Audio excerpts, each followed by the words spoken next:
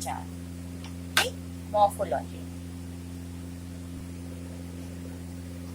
वर्ण या वर्णों का जो समूह होता है जिसका अपना कुछ ना कुछ अर्थ होता है उसे हम शब्द कहते हैं, ठीक। उसे क्या कहा जाता है? शब्द कहा जाता है।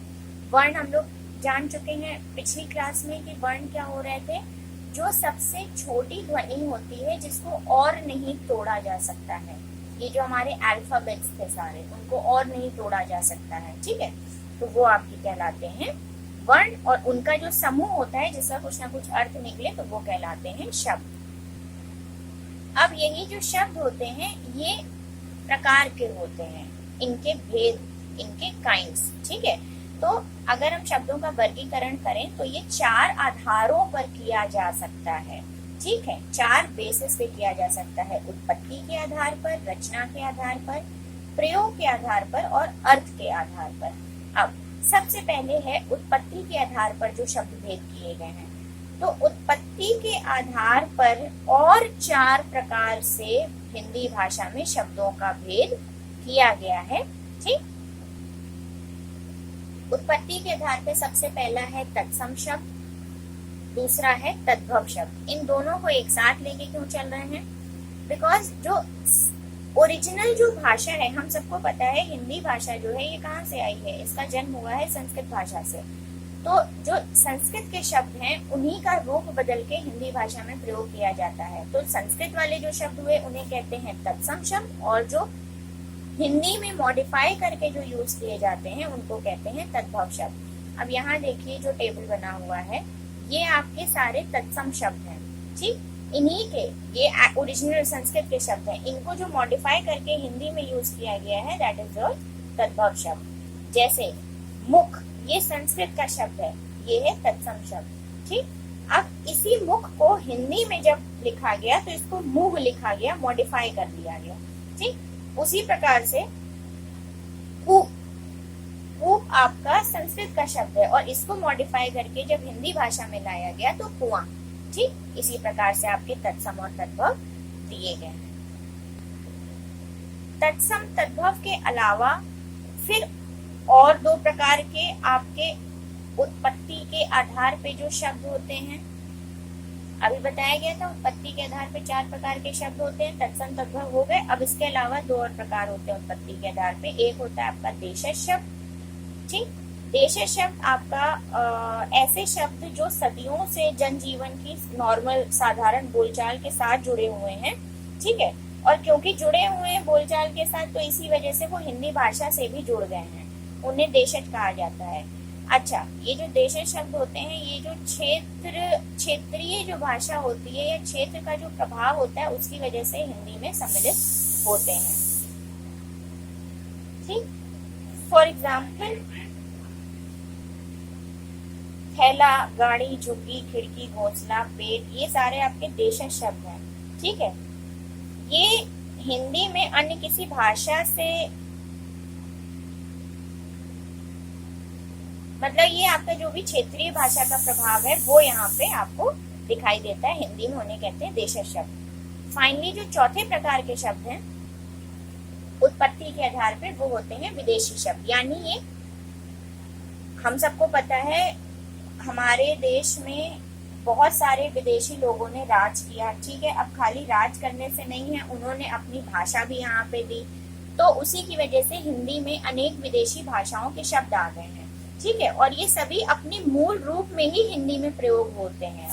जैसे ये इंग्लिश के कुछ शब्द हैं, ये अरबी भाषा के हैं, ये फारसी भाषा के हैं और ये तुर्की भाषा के हैं, लेकिन ये अब हिंदी में हम लोग आम बोलचाल की भाषा में बोलते हैं, ठीक।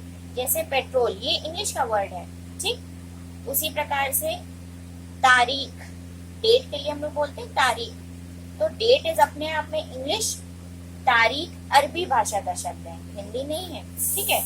फिर आपका शादी शब्द हो गया, तो शादी शब्द आपका फारसी शब्द है, और उसी प्रकार से चीनी, गाय, ये आपके तुर्की भाषा के शब्द हैं। इसके बाद आपके शब्दों के भेद में दूसरे प्रकार का भेद है जो कि रचना के आधार पर है, और इसमें आपके 3 प्रकार के शब्द होते हैं, रूढ़ शब्द, यौगिक शब्द और योग रूढ़ शब्द, ठीक। अब सबसे पहला है रूढ़ शब्द। वे शब्द जो किसी व्यक्ति, स्थान, वस्तु, भाव और प्राणी के लिए परंपरा से चले आ रहे हैं उन्हें रूढ़ शब्द कहते हैं। इन शब्दों के टुकड़े नहीं किए जा सकते हैं। अगर टुकड़े कर भी दिए जाएं तो उन टुकड़ों का अपने आप में कोई अर्थ नहीं होगा। जैसे हाथ, हा और था में इसको तोड़ दीजिए, लेकिन हा का अपना कोई अर्थ नहीं है, था का अपना कोई अर्थ नहीं है। फिर आपके आते हैं यौगिक शब्द। ठीक, यौगिक आपके वो होते हैं जो दो या दो से अधिक स्वतंत्र शब्दों के मेल से बनते हैं। ठीक, जैसे रसोई घर, इन शब्दों को आप जो खंड में तोड़ सकते हैं, इनको बड़े आराम से आप तोड़ सकते हैं और हर खंड का जो आपने तोड़ा है उनका अपना कोई ना कोई अर्थ होगा। जैसे रसोई घर, इसको हम तोड़ सकते हैं रसोई और घर में, तो रसोई का अपना मतलब है, घर का अपना मतलब है। ठीक, फाइनली आपके होते हैं तीसरे प्रकार के जो कि योग रूढ़ शब्द कहलाते हैं। ठीक, ये आपके वे यौगिक शब्द हैं जिनका अर्थ परंपरा से किसी विशेष अर्थ के रूप में प्रचलित है और वे शब्द आपके जैसे फॉर एग्जाम्पल देखिए यहाँ पे दिया गया है नीलकंठ। ठीक, अब नीलकंठ का नॉर्मल अगर हम मतलब करें तो नीलकंठ यानी नीलकंठ वाला। ठीक, लेकिन इसका एक विशेष अर्थ भी है। ये है आपका, ये क्योंकि मान्यता के, ये रूढ़वादी के हिसाब से है, मान्यता के हिसाब से, क्योंकि शिव जी को माना जाता है कि उनका नीला कंठ था, उनका गला कैसा था, नीला था, तो इसलिए शिव भी इसी शब्द का मतलब होता है, नीलकंठ का मतलब होता है शिव। ठीक, फिर आपके प्रयोग के आधार पर शब्दों का भेद आता है। ठीक है, प्रयोग के आधार पर, ये थर्ड है आपका, जो शब्द का भेद था उसका ये थर्ड है, प्रयोग के आधार पर। इसमें आपके दो तरीके से शब्द होते हैं, एक विकारी शब्द, एक अविकारी शब्द। विकारी शब्द वो होते हैं जो कि भाषा में जो लिंग, वचन और कारक के वजह से, उनके कारण, उनके बदलने की वजह से इन शब्दों का रूप बदल जाता है, वो आपके कहलाते हैं विकारी शब्द। जैसे लड़का, अगर हम यहाँ लिंग परिवर्तन कर दें तो ये लड़की हो जाएगा।